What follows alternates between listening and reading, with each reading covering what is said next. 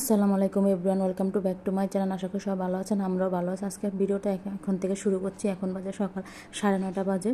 দেখুন আমি বারিন্দা দিয়ে আসছি, মানে দেখা যাচ্ছে বাহিরটা একটু ক্যামেরা করলাম, বেশি কিছু দেখা যায় না, বাইরের গাছ দেখা যাচ্ছে। আর কাদের জন্য লাউ গাছ আছে বাহিরে নিচে লাগানো মাটির ভিতরে, ওটা দেখা যাচ্ছে। আর একটা পুষ্কুনি দেখা যাচ্ছে। আমি একটু বারিন্দা দিয়ে এটা ভিডিও করলাম এই জায়গা দিয়ে। দেখুন ওই পাশে দিয়ে নারকেল গাছ দেখা যাচ্ছে। আর দেখুন আম গাছে বোল করেছে, আম গাছটাও দেখা যাচ্ছে। আর আমার হাজব্যান্ড বাথরুমে কম্বল ধুচ্ছে, মানে এটা একটা ছোটো কম্বল, মানে একজনা কম্বল, তার জন্য বাসায় এটা ধোয়া হচ্ছে বাথরুমে রেখে। এখন এটা পাড়িয়ে মানে ধুয়ে নেবে। আর সকালে ভোরে উঠে এই কম্বলটা হুইল পাউডার দিয়ে ভেজানো হয়েছিল। এখন আমার হাজব্যান্ড কম্বলটা ধুয়ে নেবে। ধোয়ার পরে আমরা ছাদে নিয়ে রোদও দেবো। দেখুন অনেকটাই সময় নিয়ে ধুচ্ছে। আর একটা পাতলা কম্বল ছিল, ওইটা ধোয়া হয়ে গেছে, ওইটার বেশিক্ষণ সময় লাগেনি। দেখুন কম্বল টুলা ধুয়ে নিচ্ছে। আমাদের সকালে নাস্তা খাওয়া হয়ে গেছে। আজকে আমরা রুটি খেয়েছি, রুটি আলু ভাজি করা হয়েছিল, খাওয়া হয়ে গেছে। দেখুন আমি ছাদে উঠেছি, আমি একটু আগেই আসলাম ছাদে। এই যে দেখুন কাদের জানি ছাদে টমেটো গাছ মানে ঝুড়িতে লাগানো হয়েছে কেসের ভিতরে, আবার টবে। আমি একটু ভিডিও করলাম। আরেকটা ছাদের দিয়া দেখা যাচ্ছে। আমার হাজব্যান্ড রুমে আসছে দড়ি নিতে, আমি এই ফাঁকে একটু ছাদে ভিডিও করলাম। তবে আমাদের মানে যে জায়গায় বাসা থাকি ওই জায়গার ছাদে বেশি কিছু লাগানো নেই, পুরো ছাদটাই খালি। শুধু একটু ওই যে জায়গায় একটা টমেটো গাছের লাগানো আছে।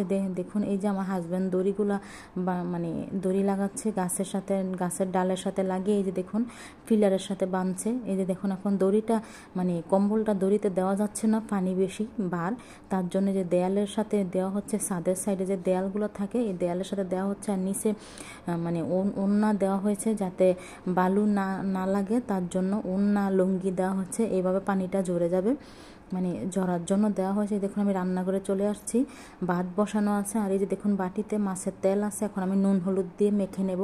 আর আরেকটা চুলাতে কড়িয়া বসিয়েছি, কড়িয়াতে তেল দেওয়া আছে।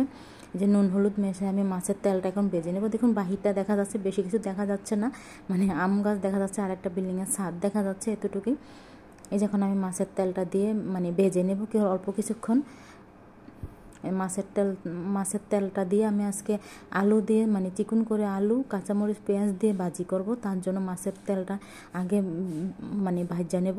আমি এখন খুসনি দিয়ে ভালো করে নেড়ে ছেড়ে ভেজে নেব যাতে না লেগে যায়, তার জন্য ভাজা হয়ে গেলে এই পর্যায়ে আমি এই যে আমার এখন মাছের তেলটা ভাজা হয়ে গেছে। এখন আমি পেঁয়াজ দিয়ে দেবো, তবে এটাতে না পেঁয়াজটা একটু বেশি লাগে, মানে একটা আলু দেবো চিকন করে কাটা হয়েছে, আর পেঁয়াজটা একটু পরিমাণে আমি বেশি দেবো। দেখুন আমার পেঁয়াজটা একটু ভাজা হয়ে গেছে। তেলটা আমি এখন আরেকটু পরিমাণে একটু তেল দিয়ে দেবো, তেলটা দিয়ে ভালো করে পেঁয়াজটা ভেজে নেব।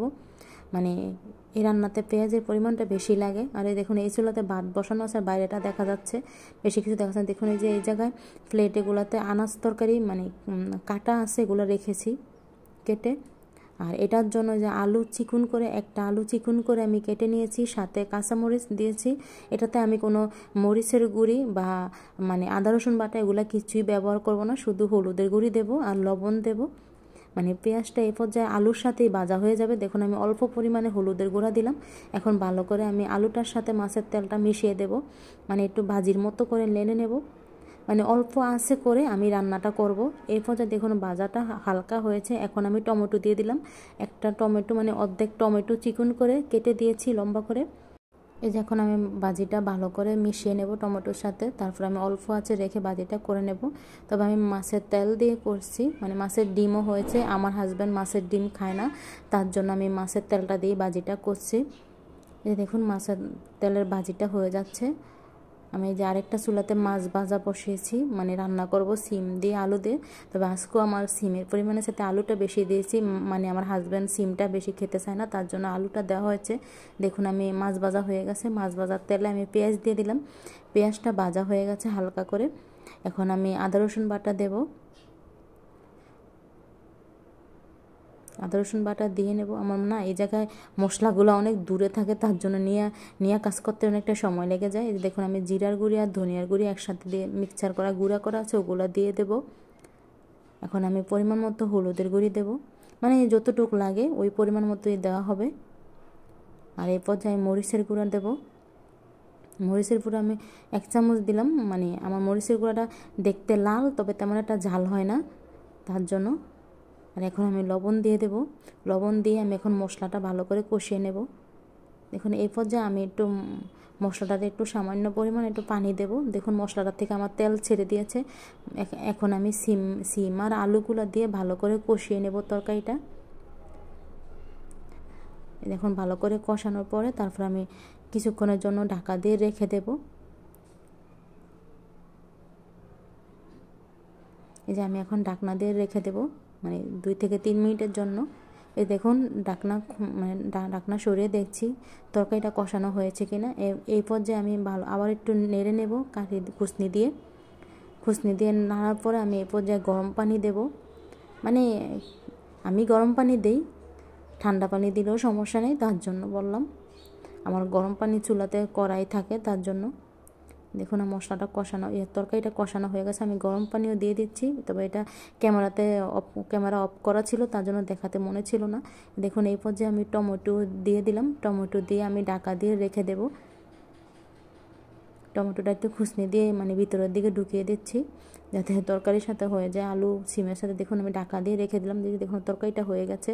এখন ডাইনিং টেবিলে চলে আসছে। আমরা এখন দুপুরে খাওয়া দাওয়া। দেখুন বাজিটা অনেকটা কম, তবে আমার হাজব্যান্ড বাজিটা করার পরে খেয়েছিল। দেখুন এখন বিকালবেলা একটু ছাদে আসছিলাম, মানে কম্বলটা নেব, তার জন্য দেখুন কাদের জানি আম গাছে অনেক বোল করেছে। বিল্ডিংয়ের সাইডে গাছটা দেখা যাচ্ছে, আর এই যে পুষ্কুনি দেখা যাচ্ছে, আর মাঠ সাইডে বেশি কিছু দেখা যায় না। নিচে লাউ গাছ আছে, মানে লাউ গাছ দেখা যাচ্ছে। মানে আমার হাজব্যান্ড ভিডিও করছেন এই জায়গাতে, আমি ভিডিও করিনি, অনেক সাইডে দাঁড়িয়ে ভিডিও করছেন। দেখুন রুমে আসছে, এখন রুমে এসে কিছু আনছিল বাজার থেকে আসার সময়, ওগুলো এখন বয়মে রাখবো। একটা বড় ট্যাঙের বয়ম নিয়েছি, যখন ডাইনিংয়ের উপর রেখে কাজ করবো। আমি একটু ওই রুমে গিয়েছিলাম রান্না করে, কী আনতে গেছিলাম তা মনে নেই। এই যে দেখুন এই জায়গার প্যাকেট থেকে কয়েলের প্যাকেট বার করছি, 2টা কয়েলের প্যাকেট, 2টা মানে চানাচুরের প্যাকেট 2টা আছে এই জায়গায়।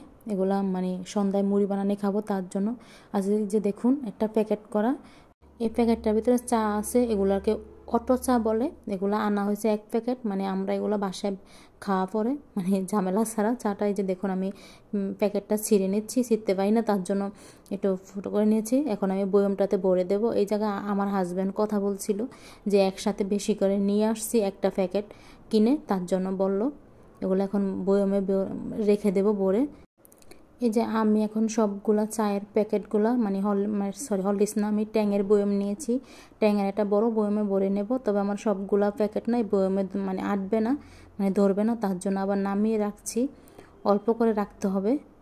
আমি কয়টা প্যাকেট না আমি আলাদা বয়মে রাখবো, তার জন্য আমি রান্না করে যাচ্ছিলাম ওই পাশে বয়ম আনার জন্য। ওই যে দেখুন ওই জায়গায় ভিডিও করতে মনে ছিল না। দেখুন সন্ধ্যা হয়ে গেছে, এখন আমরা মুড়ি বানানি খাবো।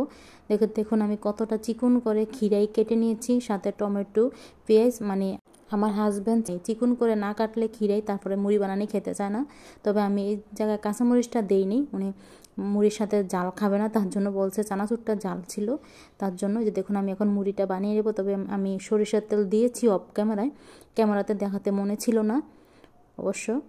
এই যে আমি এখন মুড়িগুলো নিয়ে নেব, মুড়ি নিয়ে তারপরে চানাচুরের সাথে মাখিয়ে নেব, তারপর আমরা দুজনে সন্ধ্যায় খাবো, নাস্তা করব সন্ধ্যায়। তবে আমি জিজ্ঞেস করছিলাম চা বানাবো কিনা, বলো যে চা খাবে না, তার জন্য। এই দেখুন আমি মুড়িটা মেখে নিচ্ছি, মানে অল্প পরিমাণে মুড়ি নিচ্ছি, তবে আমার মানে খিরাই টমেটো মানে এগুলাই বেশি ছিল। এই যে দেখুন আমি মুড়িটা এখন মেখে নেব। মাখা হয়ে গেলে আমরা এখন দুজনে খেয়ে নেব, তবে আমি 2টা চামচ নেব সাথে। যে ভালো করে মেখে নিচ্ছি। এই যে আমি এখন সামনের রুমে চলে আসছি। এই যে আমার হাজব্যান্ড এখন খাচ্ছে, চামচ দিয়েছি, মানে নাস্তা চামচ দিয়ে খাবে, আমি হাত দিয়ে খাবে না, তার জন্য। তারপরে মরিচ দিইনি, তারপর যদি এই জন্য চামচ দিয়ে খাওয়া হচ্ছে আমাদের মুড়ি বানানিটা। এদের এখন মুড়ি বানানি খাচ্ছে উনি। তবে আমার এই সামনের রুমটাতে না অন্ধকার দেখা যায় ভিডিও করলে, সম্ভবত মনে চাদরের কারণে না কি লাইটের আলোটা কম হয়, বুঝতে পারি না।